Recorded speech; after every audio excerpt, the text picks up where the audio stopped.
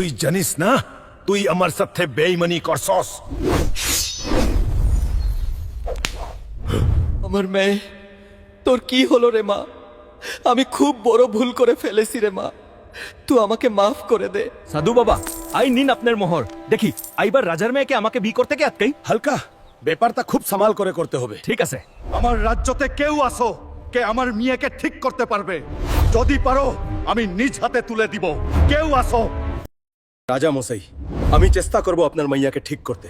যা যা করতে হয় সব করতে আমি রাজি। আপনি শুধু শেষ পর্যন্ত দেখতে থাকুন। মনে হচ্ছে আইবার আমার রাজা হয়াকে কেউ ফিরাতে পারবে না। যাই গিয়ে সাধুবারবার কাজকে ওষুধটা নিয়ে আসে। সাধু বাবা কই? আপনি একাই?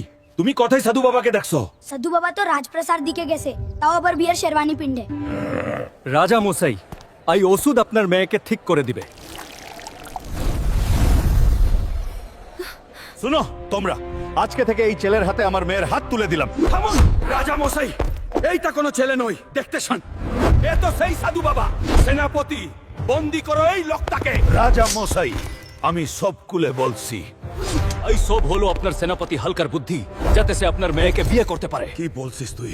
সেনাপতিকেও বন্দি করো, রাজার সাথে বেমানি। বন্ধুরা, অন্যর ক্ষতি করতে গিয়ে নিজেরই ক্ষতি হয়ে গেল। আইবার সাবস্ক্রাইবার লাইক করে আমাকে সিগনেচারের ব্যবস্থা করো।